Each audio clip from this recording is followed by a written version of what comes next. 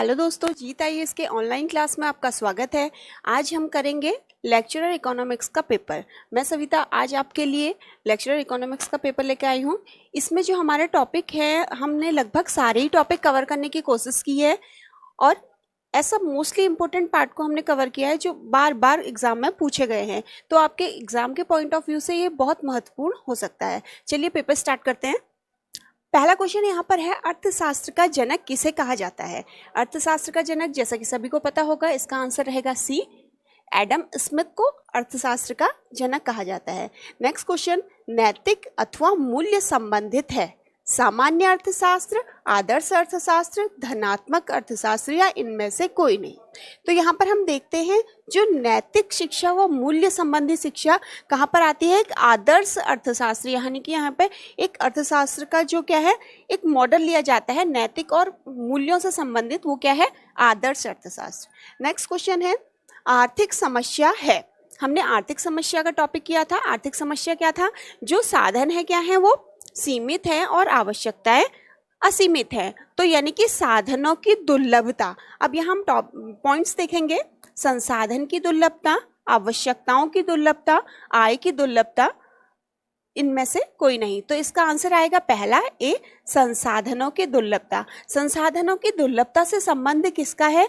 जो सीमित साधन हमने पॉइंट पढ़ा था, उससे हमारा क्या है? सीमित साधन होने की वजह से उनकी क्या पाई जाती है? दुर्लभता पाई जाती है। ठीक। नेक्स्ट क्वेश्चन, निम्न में से कौन प्रतिष्ठित अर्थशास्त्री नहीं है? देखिए, अर्थशास्त्र को हमने देखा कि दो भागों में बांटा गया। एक हमारा क्या है? प्रतिष्ठित अर्थशास्त्र आता है। एक हमारा क्या आता है? कीन्सियन अर्थशास्त्र या आधुनिक अर्थशास्त्र। यानी कि आधुनिक अर्थशास्त्र को लाने वाले या आधुनिक अर्थशास्त्र के एक तरह से जनक किनको कहा जाता है? कीन्स को कहा जाता है, जिन्होंने एक नई थ्योरी को डेवलप किया था। ठीक। तो इसमें हमारा ऑप्शन दिया है प्रतिष्ठित अर्थशास्त्री नहीं है। जेएस मिल, जेबी से, एडम स्मिथ, ये तीनों ही क्या है? हमारे प्रतिष्ठित अर्थशास्त्री हैं। जैसे मैंने कहा कि आधुनिक अर्थशास्त्र को क्या कहा जाता है? कीन्सियन अर्थशास्त्र भी कहा जाता है। तो इसका आंसर आएगा जेएम कीन्स। नेक्स्ट आता है, अर्थशास्त्र की विकास केंद्रित परिभाषा को प्रतिपादित किया है? किसने किया है?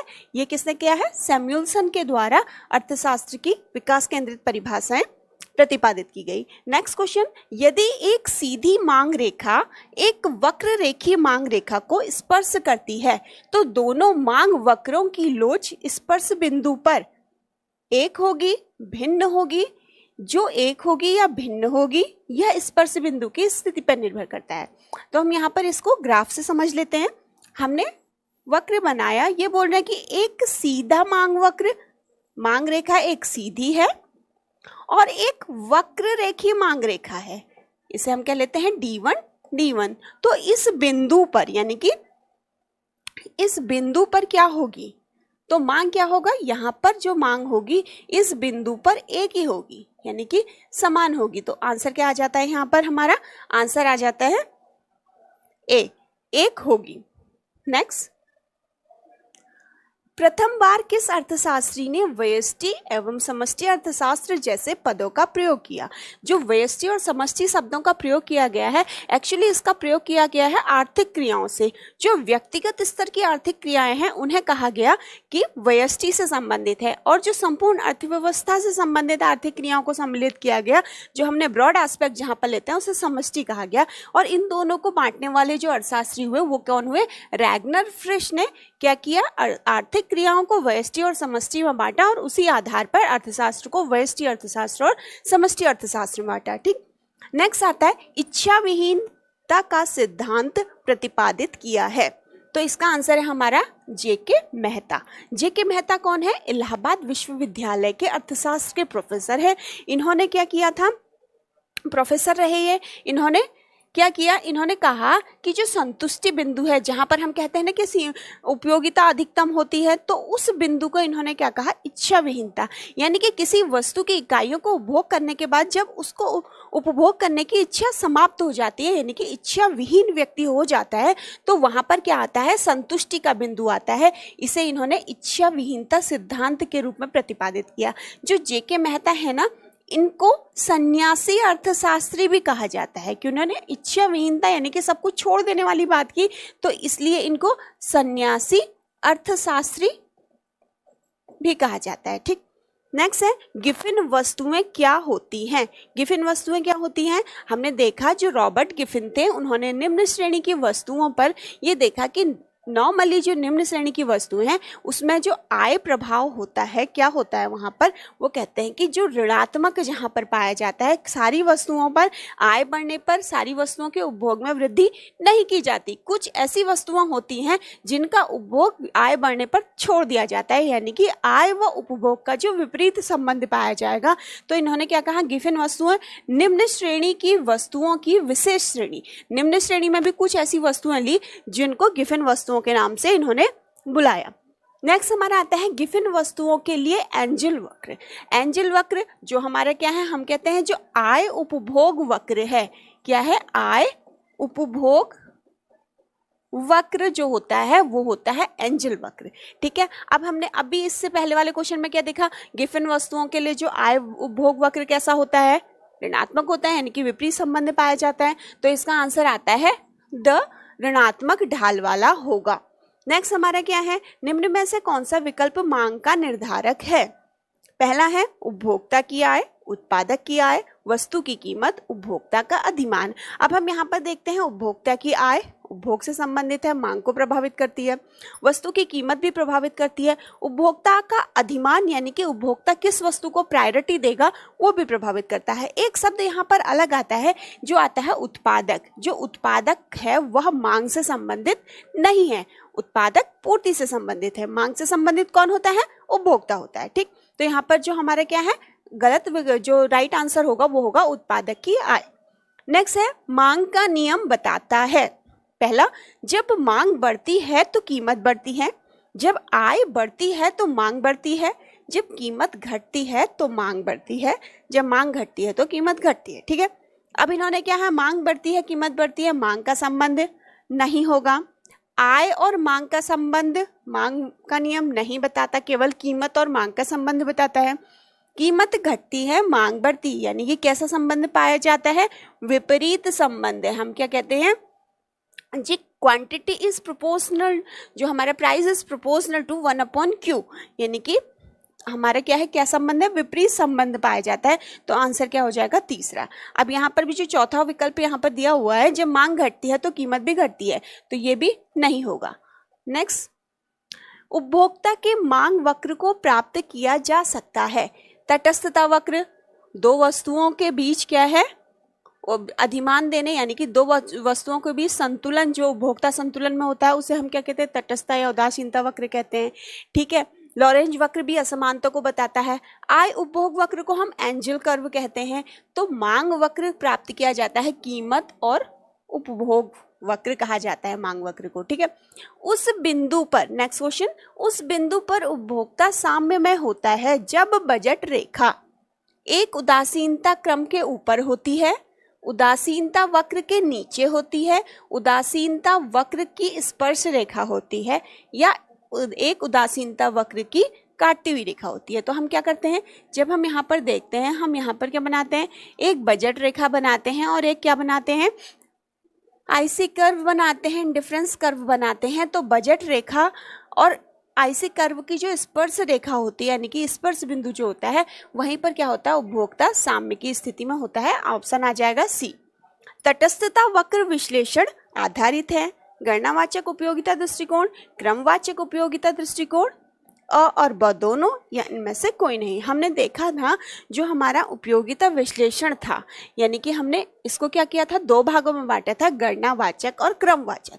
गणनावाचक देने वाले कौन थे? मार्शल थे। क्रमवाचक देने वाले कौन थे? हिक्स और एलन थे। और जो गणनावाचक था उसमें उन्होंने उपयोगिता विश्लेषण दिया, उपयोगिता की बात की, जबकि क्रमवाचक दृष्टिकोण यानी क्रमवाचक उपयोगिता दृष्टिकोण को उन्होंने क्या कहा, तटस्थता वक्र से संबंधित है। तो आंसर आ जाएगा बी। नेक्स्ट आता है हमारा उत्पत्ति ह्रास नियम उस स्थिति का नाम है जिसमें आपने देखा होगा कि उत्पत्ति के 3 नियम होते हैं, उत्पत्ति वृद्धि का नियम, उत्पत्ति समता का नियम, उत्पत्ति ह्रास नियम। यानी कि जो प्रतिष्ठित पुराने अर्थशास्त्री उन्होंने उत्पत्ति के उत्पादन के जो बनाए उत्पत्ति के 3 नियम बताए, और जो आधुनिक अर्थशास्त्री क्या करते हैं, उत्पत्ति ह्रास नियम को एक ही नियम बताते हैं और परिवर्तनशील अनुपात का नियम उसे कहते हैं। ठीक है, तो क्या होती है, जब हमारा उत्पत्ति ह्रास का नियम है तो ये कौन सी अवस्था होती है, वो वाली अवस्था होती है। हम कहते हैं इसे जो सेकंड स्टेज जो होती है वो उत्पत्ति ह्रास के नियम को दर्शाती है। यानी कि सीमांत और औसत उत्पादन दोनों घटते हैं किंतु दोनों धनात्मक होते हैं। ठीक है, नेक्स्ट, 2 पूर्ण प्रतिस्थापन वस्तुओं की आड़ी लोच क्या होगी। आड़ी लोच पूर्ण प्रतिस्थापन वस्तु है, पूरी तरह से एक दूसरे को विस्थापित कर देंगी, तो यानी कि एक के बदले दूसरे की मांग पूर्णतः की जा सकती है, यानी कि एक की मांग को पूर्णतः नेग्लेक्ट किया जा सकता है, तो मांग क्या होगी, अनंत होगी। निम्न में से कौन सा संबंध सही है। अब ये जो है ये संबंध किसका, एक चीज आपको यहाँ पर क्लियर कर देती हूँ इस क्वेश्चन के से पहले, जो हमारा क्या है, संप्राप्ति यानी कि रेवेन्यू और मांग की लोच यानी कि ईडी के बीच संबंध बताने वाली जो अर्थशास्त्री हुई वो कौन थी, श्रीमती जॉन रॉबिन्सन ने क्या बताया, इसके बीच संबंध बताया। तो उन्होंने क्या कहा, जो क्या होता है ईडी बराबर AR upon AR minus MR ये लिया। ठीक है, इसके अलावा इन्होंने क्या कहा, जब इसको हम 3 रूपों में और निकाल सकते हैं, चाहे तो आप इसे निकाल के देख लीजिए, नहीं तो हम क्या कर सकते हैं, इसे सीधे सीधे भी हम सॉल्व करके रख सकते हैं। देखिए, अगर आप डेरिवेशन के थ्रू सीखना चाहते हैं तो इस तरह से मैं बता दूं आपको, ED equals to AR upon AR minus MR है। तो अगर हम इसे क्रॉस मल्टीप्लिकेशन ले जाते हैं तो ये क्या हो जाता है, ED AR minus ED MR is equal to AR। ठीक है, इस AR को इधर भेज दीजिए, ED AR minus AR equals to ED MR। तो ये क्या हो गया, AR common, AR is equal to क्या आ जाएगा, MR इंटू यहाँ पर क्या है ED, और ये बचेगा ED माइनस 1। ठीक हो गया, ये हो गया। और इसको अगर हम पलट के लिखना चाहें, इसे हम इधर भेज देते हैं, तो क्या होगा, MR is equal to AR,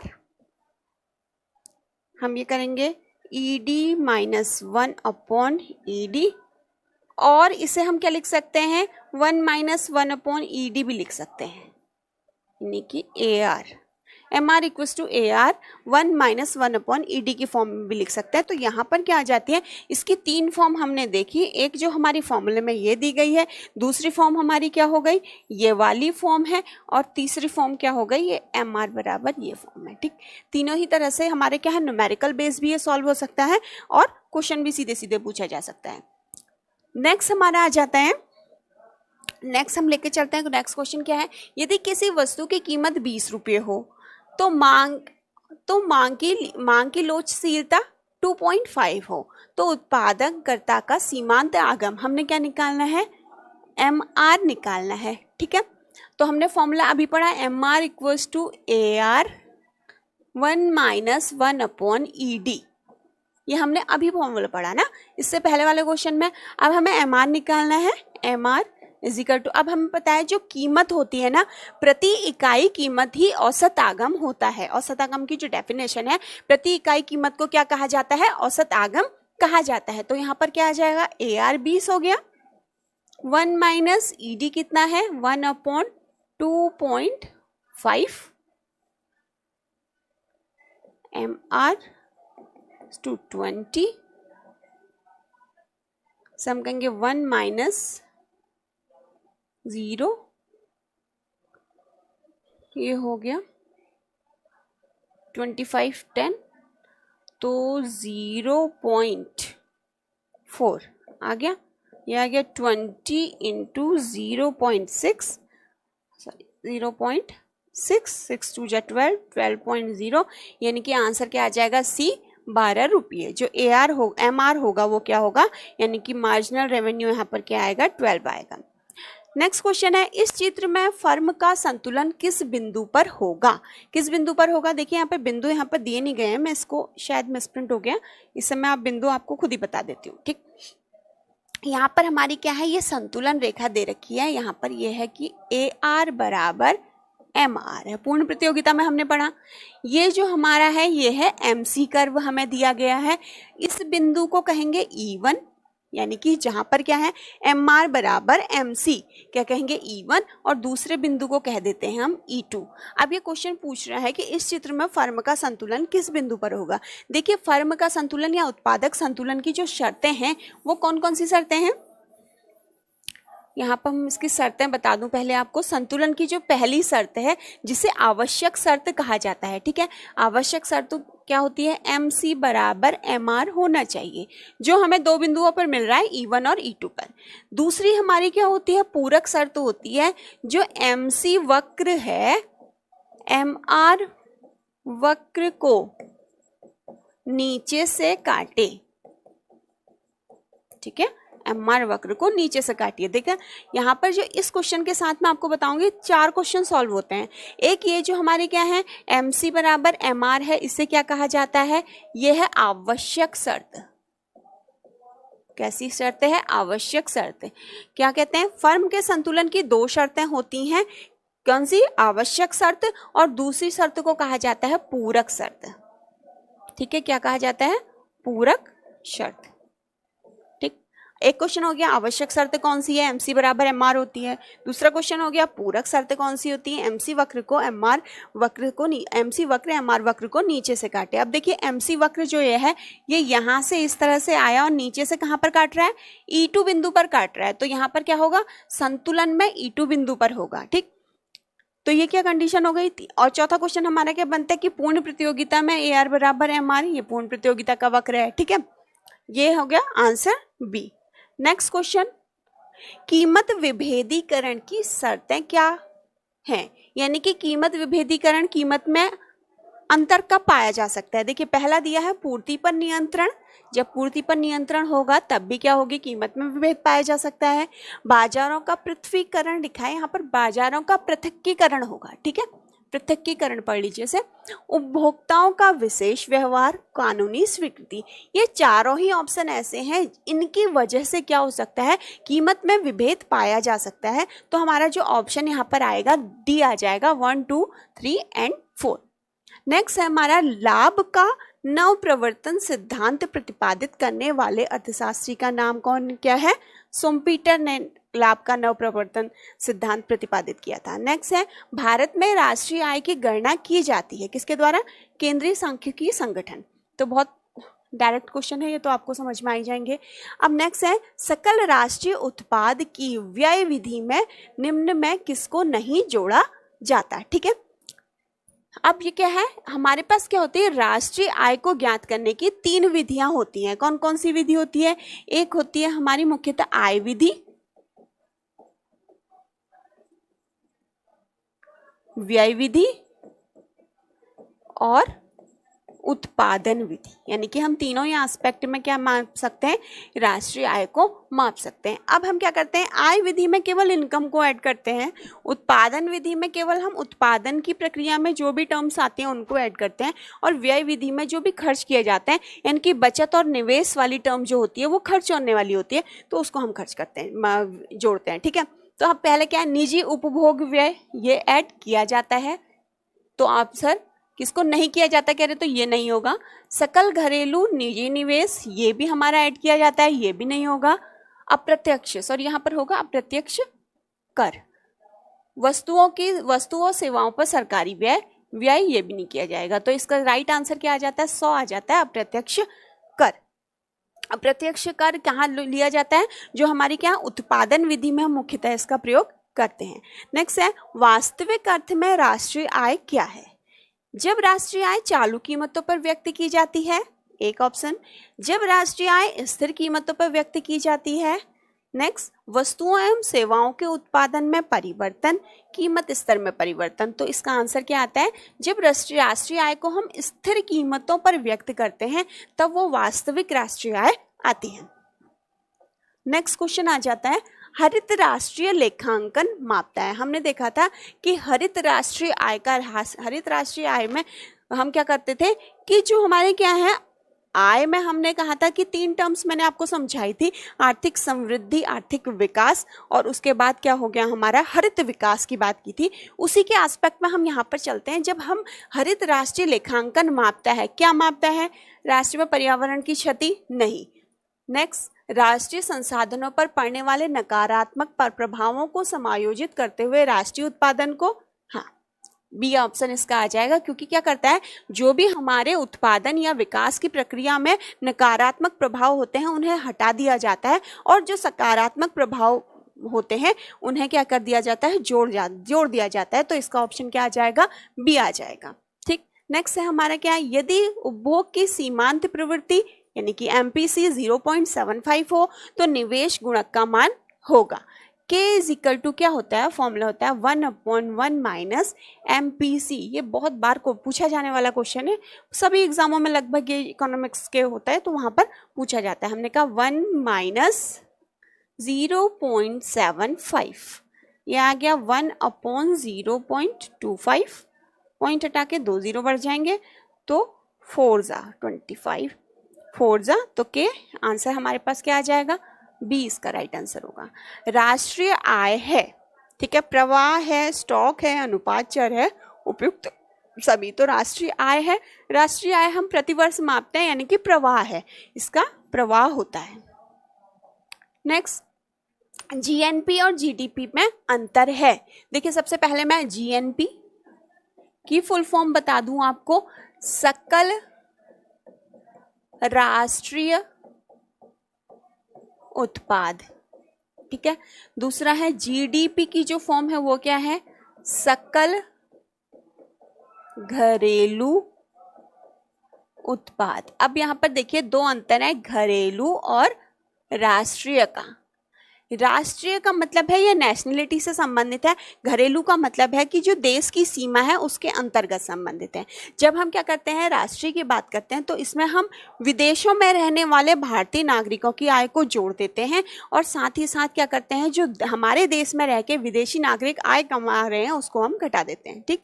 तो हमारी राष्ट्रीय को दर्शाता है। जबकि घरेलू की जब हम बात करते हैं तो घरेलू में हमारे क्या होते हैं, सीमा के अंदर, यानी कि हमने कहा भारत की सीमा के अंदर जितनी भी उत्पादन हो रहा है, चाहे वो क्या कर रही है, कोई भारतीय कंपनी कर रही है या विदेशी कंपनी कर रही है, उस उत्पादन को हम ऐड करते हैं। तो इन दोनों का अंतर क्या आ जाता है, विदेशों से प्राप्त शुद्ध साधन आय का इसमें अंतर पाया जाता है, ठीक है। निम्न में से कौन एक स्टॉक चर है, शुद्ध घरेलू बचत। देखिए घरेलू बचत आय के आधारित होती है, जो आय होती है उसी के आधार पर बचत की जाती है, ठीक है। तो ये आय क्या है, प्रवाह चर है, तो बचत भी क्या है, प्रवाह चर है। कच्चे तेल का उत्पादन क्या है, कंटिन्यूटी है, उत्पादन होते रहता है, ये भी प्रवाह चर है।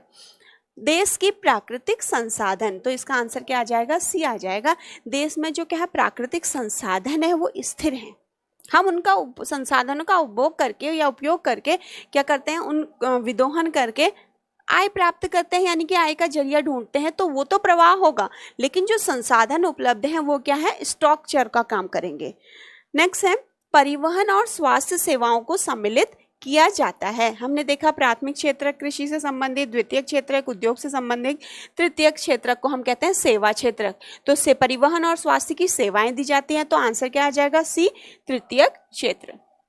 नेक्स्ट आता है हमारा सुमेल कीजिए। पहला दिया है, जैसे हमें क्या है, इधर हमारे अर्थशास्त्रियों के नाम दिए गए हैं और उधर हमारा क्या है, जो भी उन्होंने कार्य किया है यानी कि जिसका भी प्रतिपादन उन्होंने किया है वो दिया गया है। अब देखिए मिलाइए, यहाँ पर आप देखेंगे क्या है, जेबी से का क्या है, जेबी से का बाजार नियम पढ़ते हैं हम, ठीक है। MF काहन ने क्या दिया है, काहन ने दिया था रोजगार गुणक। जो हमारे क्या है JM कीन्स हैं, ठीक है, JM कीन्स ने पूर्ण रोजगार में संतुलन की बात बताई थी। और प्रतिष्ठित अर्थशास्त्री क्या कहते हैं, किसको कहते हैं, ये कहते हैं निवेश गुणक की बात करते हैं। तो ऑप्शन आ जाएगा ए 4, 3, 1। नेक्स्ट है हमारा k का मूल्य होगा जब c is equal to 5 plus 0.75 y। अब देखिए यहाँ पर क्या है, ये क्या होता है हमारा जो इसका फॉर्मूला होता है c is equal to c dash plus MPCY समझ लीजिए, क्या होता है MPC होता है। तो हमें यहाँ पर MPC का ही मान दिया गया है 0.75। अभी हमने क्वेश्चन किया K का MPC के साथ क्या रिलेशन है, 1/1 माइनस MPC। तो हमारा K is equal to 1/1 minus 0.75 equals to 1/0.25 और आंसर आ गया 4। इसका आंसर क्या होगा B। मिलता जुलता क्वेश्चन है पर इसको दिखाने का तरीका अलग है, तो कंफ्यूजन क्रिएट नहीं करना है। नेक्स्ट है 34 क्वेश्चन, पूर्ति अपनी मांग स्वतः उत्पन्न करती है। किसने कहा था, जेबीसे का बाजार नियम कहता है कि पूर्ति अपनी मांग स्वयं उत्पन्न करती है। तो ऑप्शन आ गया बी। सीधे सीधे रटा हुआ शब्द है ये, तो शायद जो इकोनॉमिक सब्जेक्ट जिसका होगा उसे रटी गया होगा। ठीक, ओकुन का नियम, ओकुन का नियम क्या है, बेरोजगारी और राष्ट्रीय उत्पादन में वृद्धि। ओकुन का नियम क्या है, इन दोनों से संबंधित है। ये क्या बताता है, बेरोजगारी और राष्ट्रीय उत्पादन दोनों में विपरीत संबंध पाया जाता है कहता है। ठीक है, तो आंसर क्या आ जाएगा 100 सी, यानी कि और ब दोनों।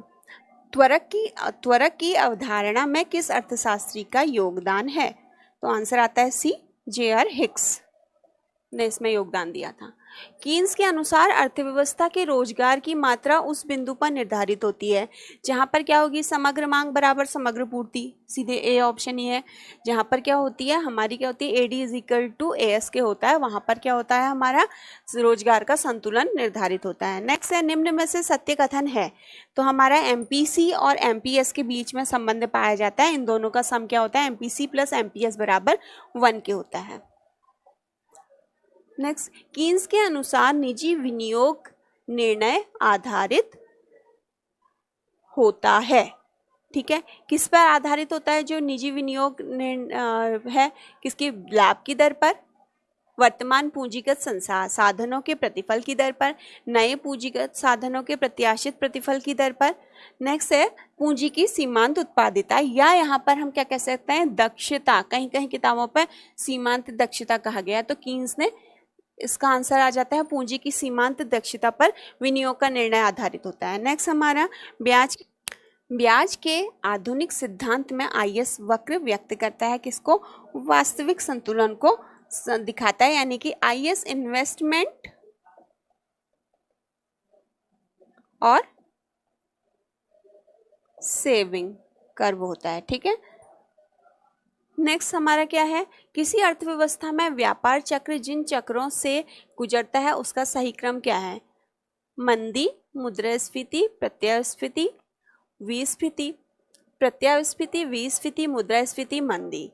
ठीक है, मंदी, प्रत्यास्फीति। ठीक है, ये जो मैंने बताया था आपको, इस तरह से व्यापार चक्र को बताया था। हमने कहा था कि मंदी, प्रत्यास्फीति, मुद्रास्फीति, विस्फीति। ठीक है, ये मंदी की स्थिति होती है।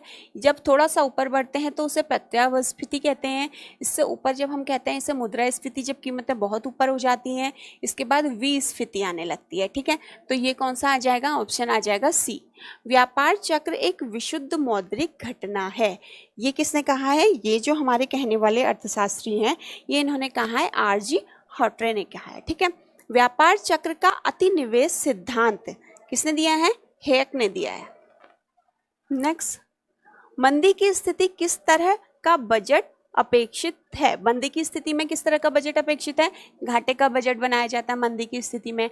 राष्ट्रीय विनिवेश निधि संबंधित है, यानी कि राष्ट्रीय विनिवेश किस क्षेत्र से संबंधित है, राष्ट्रीय शब्द आ गया तो सार्वजनिक क्षेत्र से संबंधित है।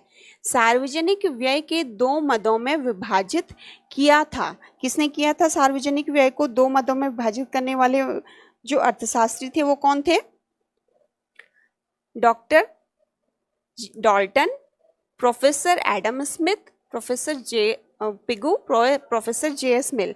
कौन थे, इसको पिगू ने दिया था। ठीक है, नेक्स्ट, निम्न में से कौन सा राजकोषीय नीति का यंत्र नहीं है? देखिए, राजकोषीय नीति सरकार से संबंधित होती है, जबकि मौद्रिक नीति आरबीआई से संबंधित होती है। अब यहाँ पर हम देखते हैं, कराधान सरकार द्वारा होता है, ठीक है, तो ये हमारी क्या हो गई, राजकोषीय नीति का यंत्र है। सार्वजनिक ऋण सरकार द्वारा लिए जाते हैं, तो वो भी क्या है, हमारे राजकोषीय नीति से संबंधित है। ब्याज दर निर्धारित करने वाले कौन होते हैं? आरबीआई के द्वारा ब्याज दर निर्धारित होती है, तो राइट आंसर हो जाएगा इसका सी। नेक्स्ट है हमारी, ऋण नीति किस व्यवस्था का अंग है? ऋण नीति जो होती है वो किस व्यवस्था का अंग होती है? जो ऋण लेने की, ऋण देना, या जो यह है राजकोषीय व्यवस्था का अंग है।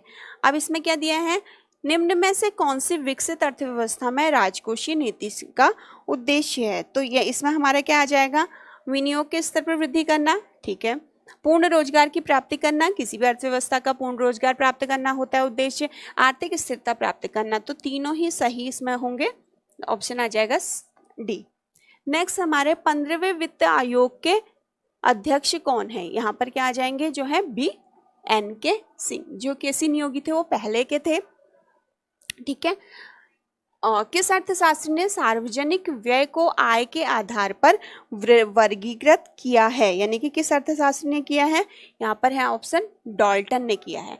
भारत के राष्ट्रपति द्वारा वित्त आयोग की नियुक्ति किस अनुच्छेद के अंतर्गत की जाती है? 280।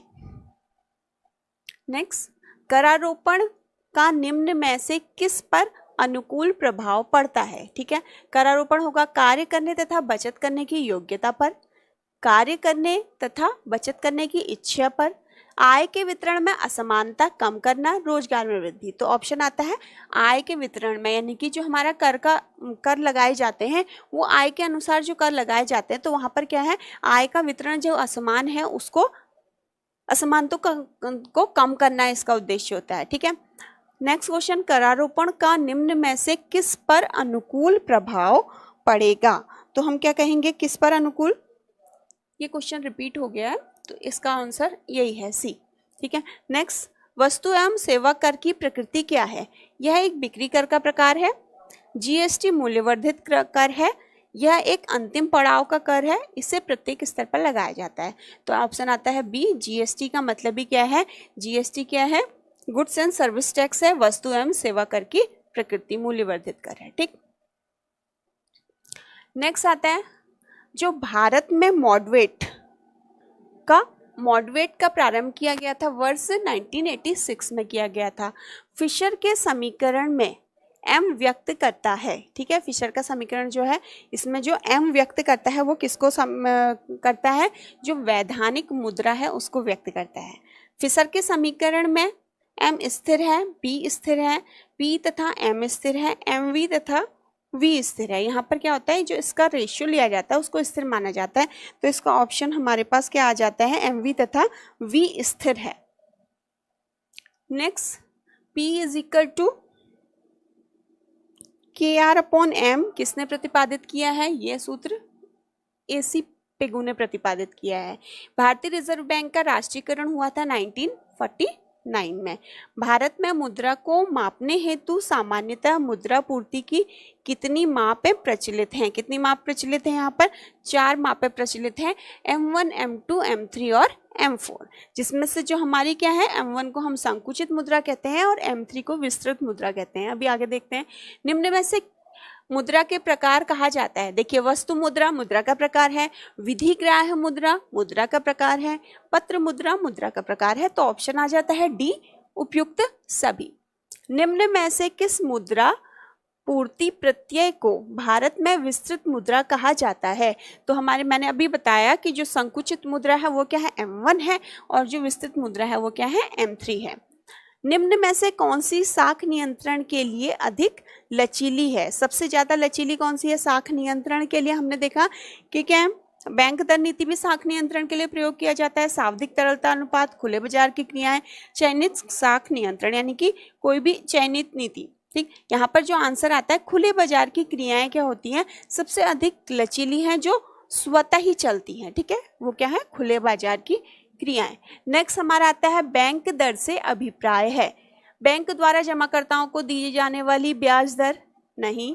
बैंकों द्वारा ऋण लेने वालों से ली जाने वाली ब्याज दर नहीं, अंतरबैंकीय ऋणों पर ली जाने वाली ब्याज दर नहीं, केंद्रीय बैंक यानी कि डी आता है, केंद्रीय बैंक द्वारा बैंकों को दिए जाने वाले ऋणों पर ली जाने वाली जो ब्याज दर होती है वो बैंक दर होती है। ठीक है। भारत का सबसे बड़ा राष्ट्रीयकृत व्यापारिक बैंक कौन है? SBI, state bank of India. Next हमारा आ जाता है, क्या है? भारतीय रुपये का चिन्ह, जो रुपये का चिन्ह है वो किसने दिया था? ये क्या है? डी उदय कुमार के द्वारा दिया गया है। ठीक है। प्रथम क्षेत्रीय ग्रामीण बैंक की स्थापना 1975 में की गई थी। जो फिलिप्स वक्र है, फिलिप्स वक्र संबंधित है। फिलिप्स वक्र किससे संबंधित है? हमने फिलिप्स वक्र के बारे में पढ़ा था। तो हमारे इसमें ऑप्शन दिए गए हैं, स्फीति दर, बेरोजगारी दर, सामान्य कीमत ब्याज दर, समग्र निवेश ब्याज दर, समग्र बचत या ब्याज दर। जो फिलिप्स वक्र संबंधित है वो किससे संबंधित है? हमारे मुद्रास्फीति और बेरोजगारी दर को फिलिप्स वक्र के द्वारा दर्शाया जाता है। नेक्स्ट हमारा क्या आ जाता है? मांग प्रोत्साहित स्फीति का कारण क्या है? जब यानी कि मांग प्रोत्साहित स्फीति का मतलब क्या है? जो स्फीति यानी कि मुद्रा का जो विस्तार है मांग के कारण होता है, यानी कि मांग बढ़ने पर जो स्फीति आती है। ऊंचे करारोपण के कारण, यस करारोपण के कारण भी हो जाएगा, कीमतें बढ़ जाएंगी। ठीक है। अधिक उत्पादन हो जाएगा तब भी, उत्पादन लागत में वृद्धि होगी तब भी, जनसंख्या में वृद्धि होगी तब भी नहीं। यहाँ पर क्या है? जो हमारे क्या है, ऊंचे करारोपण के कारण मुद्रास्फीति नहीं आएगी, अविस्फीति आएगी। अधिक उत्पादन हो जाएगा तो कम कीमतों पर बेची जाएगी। उत्पादन लागत में वृद्धि होगी तब भी कीमतें कम हो जाएंगी। लेकिन जब जनसंख्या में वृद्धि होती है तो वस्तु की क्या हो जाती है? मांग बढ़ जाती है। तो जनसंख्या वृद्धि के कारण मांग जनित मुद्रास्फीति उत्पन्न होती है। ठीक है। मांग प्रोत्साहित या मांग जनित भी कह सकते हैं हम इसे। निम्न में से कौन से प्रकार की मुद्रास्फीति पिछड़े व अर्ध विकसित देशों के लिए लाभदायक है? क्या आता है यहाँ पर? रेंगती, रैंक में आ गया है तो रेंगती हुई मुद्रास्फीति। ठीक है। रेंगती हुई मुद्रास्फीति क्या होती है? धीरे धीरे जब कीमतों में वृद्धि होती है तो वो अर्ध विकसित देशों के लिए लाभकारी होती है। एकदम अगर वृद्धि हो जाएगी तो वहां पर क्या है, लोगों के पास वस्तुओं को कंज्यूम करने के लिए साधन नहीं रहेंगे। निम्न में से किस एक के साथ तरलता जाल का मेल है? तरलता जाल का जो मेल इसमें पाया जाता है ये है मुद्रा मांग फलन के साथ तरलता जाल का मेल है। नेक्स्ट, किसने कहा कि मुद्रास्फीति अन्यायपूर्ण है और मुद्रा संकुचन अव्यवहारिक है? तो ये कहने वाले कौन थे? जेएम कीन्ज ने कहा कि ना ही मुद्रास्फीति एक अच्छी स्थिति है और ना ही जो मुद्रा संकुचन है वो एक अच्छी स्थिति है। ठीक है। अब हमारे क्या आ जाते हैं? स्टेट्स का पार्ट आ जाता है। नेक्स्ट क्वेश्चन है, निरपेक्ष विभ्रम 20 है, सापेक्ष विभ्रम 0.08 है तथा तो वास्तविक मूल्य और अनुमानित मूल्य क्या होगा? ठीक है। यहां पर हम देखते हैं जो निरपेक्ष विभ्रम होता है उसका मान क्या है? निरपेक्ष विभ्रम का मान होता है a माइनस ई, यानी कि जो हमारे क्या है वास्तविक मूल्य में हम क्या करते हैं? अनुमानित मूल्य को घटा देते हैं। ऐसा समझ लीजिए, वास्तविक मूल्य माइनस अनुमानित मूल्य का ऋण। जो हमारा क्या होता है? सापेक्ष विभ्रम होता है। सापेक्ष विभ्रम जो वो होता है a minus E upon E into 100। अब हम यहाँ पर इसको यूज कर सकते हैं। हमें निरपेक्ष विभ्रम यानी कि a माइनस ई दिया गया है 20, साथ में हमें सापेक्ष विभ्रम दे रखा है 0.08, तो वैल्यू पुट कर देते हैं 20 ई, यानी कि अनुमानित मूल्य यहाँ पर हमें मिल जाएगा इंटू 100। ठीक, इसको हम क्या कर देते हैं? ई इज इक्वल टू करेंगे तो ई इज इक्वल टू हो जाएगा 2000 अपॉन 0.08, पॉइंट हटाए 2 0 बढ़ गए तो 8 2 16 8 5 40,000, यानी कि क्या हो गया? ई हमारे पास कितना आ गया? 25,000 ई आ गया। अब हमारे क्या है? हमने क्या कहा था? निरपेक्ष विभ्रम जो है a माइनस ई है। जब हमें a निकालना होगा तो क्या हो जाएगा? ये बदल जाएगा। हम क्या कर देंगे? a इज इक्वल टू हो जाएगा a इज इक्वल टू निरपेक्ष विभ्रम, निरपेक्ष विभ्रम हमें कितना दिया है 20 प्लस जो ई आया वो आया 25,000, तो ये आ गया 25,020, यानी कि ये बी ऑप्शन, ये वाला। प्रकाशित आंकड़े कहलाते हैं प्राथमिक समंक, द्वितीयक समंक, उपयुक्त दोनों, कोई नहीं।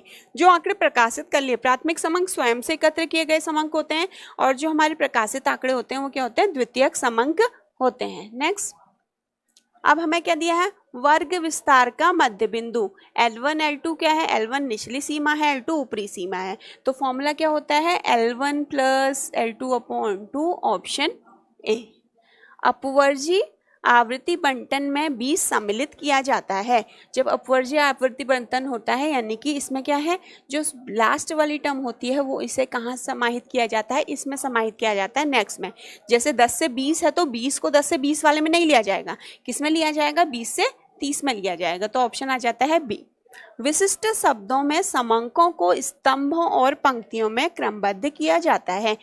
यानी कि वर्गीकरण करना क्या होता है, आंकड़ों को उनके गुणों के आधार पर बांटा जाना वर्गीकरण कहलाता है। स्तंभ और पंक्तियों पर जब बांटा जाता है तो उसे कहते हैं सारणीयन कहा जाता है। नेक्स्ट आ जाता है, कौन सा माध्य स्थिति माध्य है, समांतर माध्य, गुणोत्तर माध्य, हरात्मक माध्य, माध्यिका। अब जो हमारे क्या होते हैं, समांतर माध्य, गुणोत्तर माध्य और हरात्मक माध्य, तीनों ही जो हमारे क्या है, गणितीय माध्य हैं। क्या है, गणितीय माध्य है। और जबकि जो हमारा क्या होता है, माध्यिका, माध्यिका और बहुलक जो है, ये इन दोनों को हम क्या कहते हैं, स्थिति माध्य कहते हैं, जो स्थिति दर्शाते हैं। ठीक, घनत्व परीक्षण का प्रयोग करते हैं, किसमें, माध्यिका में करते हैं, माध्य में करते हैं, बहुलक में करते हैं, सभी में। घनत्व परीक्षण यानी कि कहाँ, किस हमारे वर्ग में आंकड़े की अधिकता पाई जाती है, घनत्व कहाँ है ज़्यादा है, डेंसिटी कहाँ ज़्यादा है, तो ये बहुलक में देखा जाता है। हम देखते हैं कि जिस वर्ग की आवृत्ति बार बार होती है, जिस वर्ग में आवृत्ति की संख्या ज़्यादा होती है, वहाँ पर हमारा क्या पाया जाता है, उसी वर्ग के अंतर्गत बहुलक आता है। ठीक है, नेक्स्ट हमारा क्या होता है, माध्यिका होती है। माध्यिका हमारा प्रथम चतुर्थक नहीं, द्वितीय चतुर्थक, ये हमारे जब होते हैं, हमारे 4 हम बांट देते हैं, तो हमारा जो द्वितीय चतुर्थक है वो मध्यिका होता है। यानी कि द्वितीय चतुर्थक भी सारणी को, यानी कि आंकड़ों को 2 बराबर भागों में बांटता है, और मध्यिका भी आंकड़ों को 2 बराबर भागों में बांटती है। एक तरफ हमारे कम वाले आंकड़े होते हैं, एक तरफ हमारे ज्यादा वाले आंकड़े होते हैं। ठीक, आंसर बी। नेक्स्ट है, 15 संख्याओं का माध्य 15 पाया गया। यदि संख्याएं 18 व 12 निकाल दी जाएं तब शेष संख्याओं का माध्य होगा। देखिए, 15 संख्याओं का माध्य कितना है, 15 है, यानी कि n भी 15 है, और जो हमारे पास x बार है वो भी 15 है। तो हम सिग्मा x इससे निकाल सकते हैं, क्या हो जाएगा, x बार इंटू n, तो यानी कि 15 इंटू 15, ये आ गया 225। अब हमारे क्या है, आंकड़ों का योग का जो योग है वो हमारे पास आ गया है 225। अब ये कह रहा है कि इसमें से 2 संख्याएं 18 और 12 निकाल दी जाएं।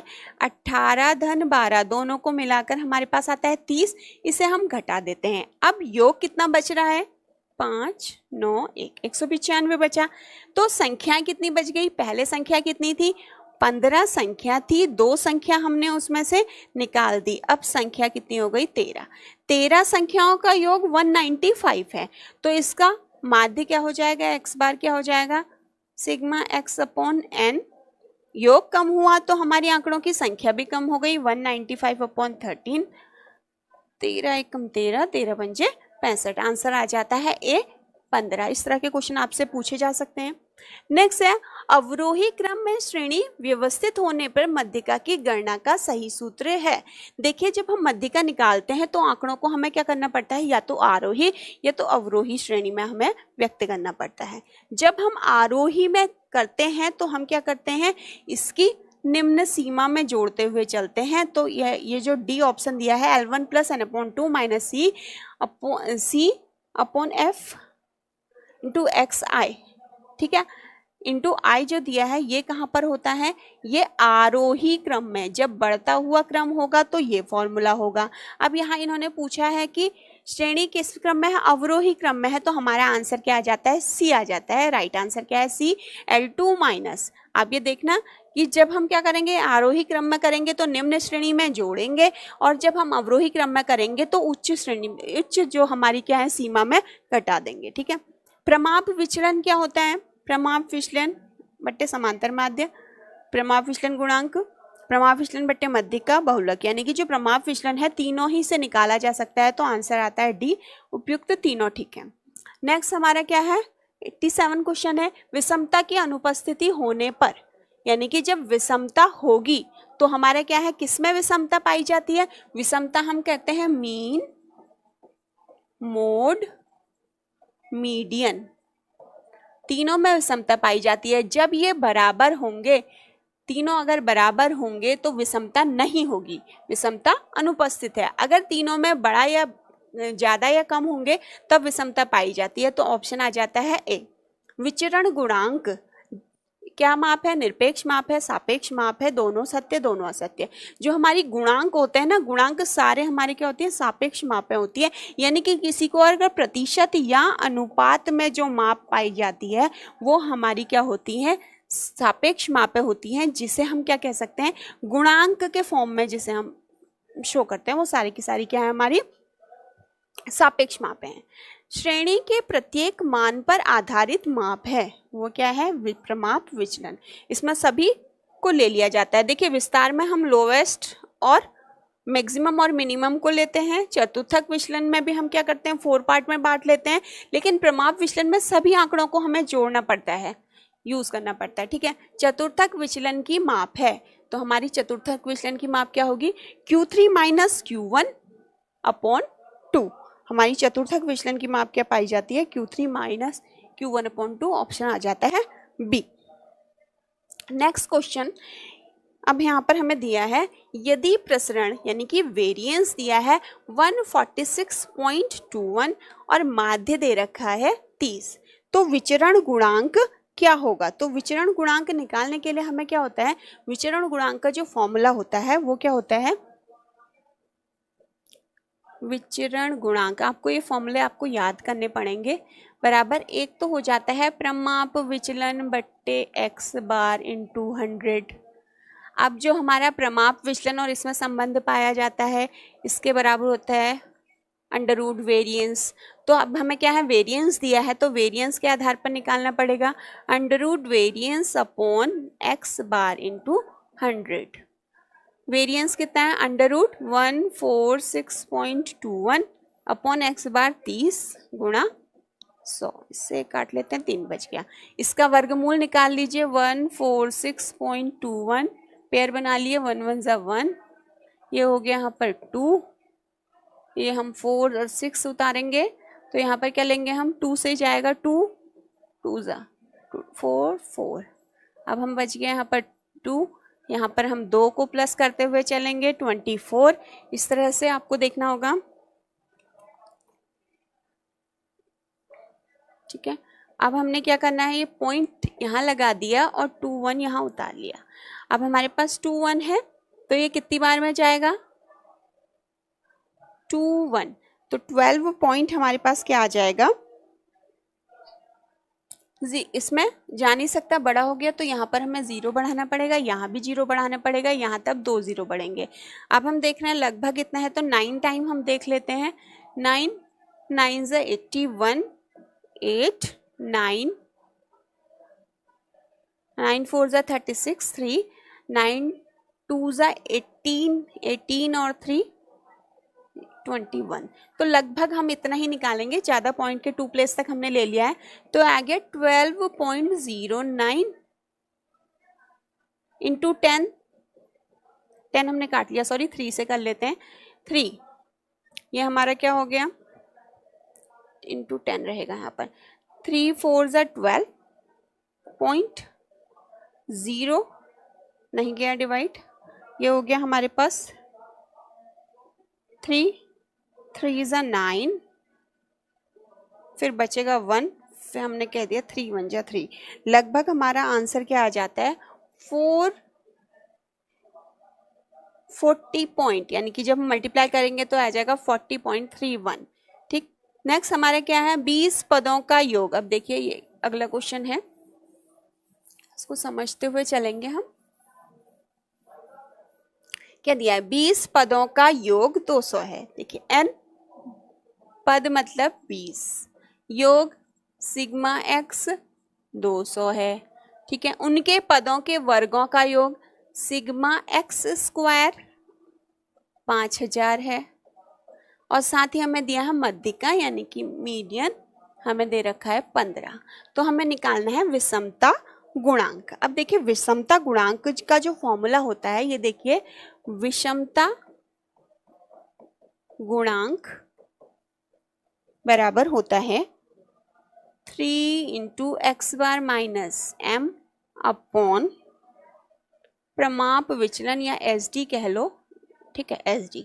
अब हमारे पास क्या है x बार यहाँ से मिल जाता है, x बार हम ये निकाल लेते हैं, x बार इक्वल्स टू क्या हो गया सिग्मा x अपॉन n यानी कि 200/20 यानी कि आ गया 10। ये भी है ये भी है, SD निकालना है। तो पहले हम क्या निकाल लेंगे यहाँ पर SD इक्वल्स टू क्या होता है under root sigma x square upon n minus sigma x upon n का होल स्क्वायर। तो ये हो गया sigma x square upon n कितना है 5000/20 माइनस सिग्मा x 200/20 का स्क्वायर। ठीक, ये हो गया, इसे हम काट देते हैं 250 माइनस ये 10 का स्क्वायर, अंडर रूट साथ साथ चलेगा 250 माइनस 100, तो ये आ गया अंडर रूट 150। ठीक है, इसका जो हमने रूट निकाल के रखा है ये आया है 12.2। आप यहाँ पर निकाल लेना क्योंकि सॉल्व करने में काफ़ी टाइम लग जाएगा, इसलिए मैं सीधे यूज़ कर ले रही हूँ इसको। ठीक है, विषमता गुणांक 3 इंटू एक्स कितना हो गया हमारे पास x बार 10 माइनस 15 अपॉन ये आ गया 12.2। ये आ गया 3 इंटू 10 में से 15 माइनस होगा तो -5 अपॉन 12.2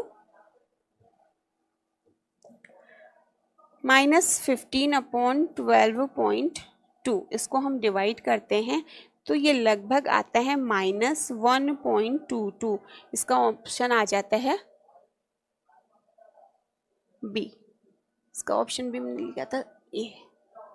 नेक्स्ट क्वेश्चन है हमारा 93। अब देखिए यदि विचरण का प्रसरण यानी कि प्रसरण हमें क्या दे रखा है प्रसरण वही वेरिएंस दे रखा है, ये सेम क्वेश्चन रिपीट हो गया है, यानी कि वेरिएंस हमें 146.21 दे रखा है दोबारा से, तब हमारे ऑप्शन बस बदल दिए गए हैं। तो विचरण गुणांक क्या होगा, तो विचरण गुणांक निकालने के लिए हमने क्या करना है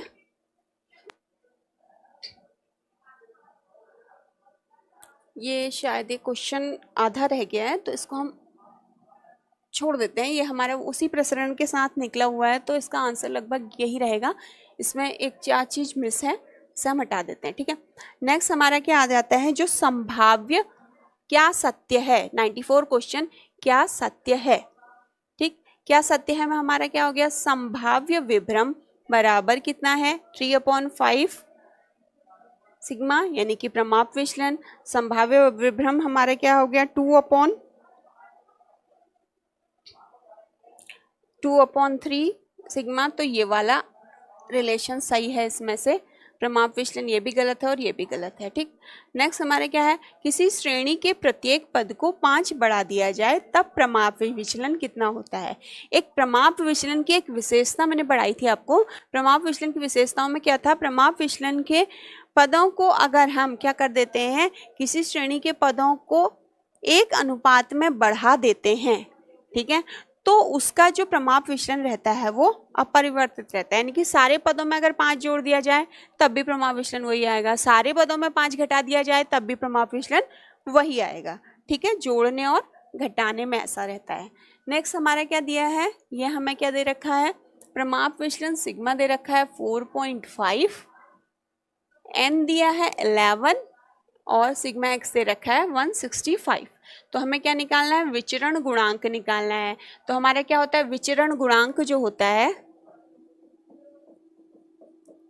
गुणांक का जो सूत्र होता है वो होता है सिग्मा अपॉन एक्स बार इंटू 100। तो हमारे क्या है, हम एक्स बार निकाल लेते हैं इससे। एक्स बार इक्वल टू क्या हो जाएगा, सिग्मा एक्स अपॉन एन, यानी कि 165 अपॉन 11, 11 1 11 15, यानी कि ये हो गया 4.5 अपॉन 15 इंटू 100।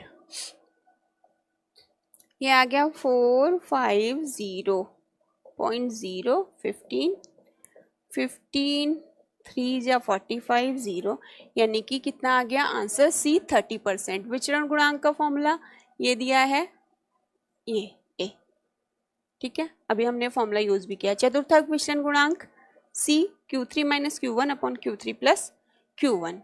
नेक्स्ट क्वेश्चन, किस परिघात का मूल्य सदैव शून्य होता है। जो प्रथम परिघात होती है उसका मूल्य सदैव शून्य होता है। अब यहाँ पर क्या दिया है, माध्य विचलन दिया है 8.3, तो प्रमाप विचलन होगा।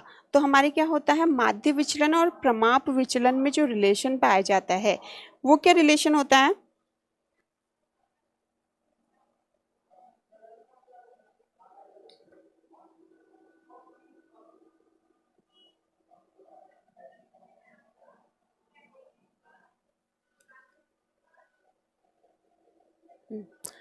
माध्य विचलन 8.3 तो प्रमाप विचलन होगा। तो यानी कि रिलेशन यहाँ पर होता है M D is equal to 4/5 S D का रिलेशन पाया जाता है सीधे सीधे। अब एम डी हमको दिया है, निकालना क्या है एस डी, तो हम एस डी इक्वल टू लिख सकते हैं 5/4 एम डी, किसी भी फॉर्म में हम इसको यूज़ कर सकते हैं। तो 5/4 इंटू 8.3, 5 से मल्टीप्लाई कर दीजिए, 5 3 ज़ा 15 1, 5 8 ज़ा 40 41 अपॉन 4, 4 1 ज़ा 4 नहीं जाएगा 0, 4 3 ज़ा 12, 12 फिर बच गया 3 0, 4 8 ज़ा 24, 4 8 ज़ा 32 लगभग। तो आंसर आ जाता है 10.38। तो हमारा ऑप्शन क्या है यहाँ पर, 7 समथिंग आएगा ये, 4 7 ज़ा 28 ने कहा 5.4 3 ज़ा 12 28 4 5 ज़ा, तो हमें 38 वाला ऑप्शन आ जाता है। ठीक है, ये हमारा लेक्चरर इकोनॉमिक्स मेंस के लिए हमने एक मॉडल पेपर तैयार किया था। आप इसको देखिए, कहीं पर किसी भी तरह का इसमें हमने जो पार्ट लिए हैं वो इंडियन इकोनॉमी के क्वेश्चन कम लिए गए हैं, जबकि जो बाकी एडिशनल पार्ट है वो पूरा पूरा है। इसके इस तरह के ही क्वेश्चन आपसे पूछे जाएंगे स्टैट्स में, या फिर हम क्या कहें कि माइक्रो में। ठीक है, तो इस तरह के क्वेश्चंस को आपको देखते हुए चलना है। आगे की क्लास में हम और भी कोई मॉडल पेपर आपके लिए लेके आएंगे। Thank you.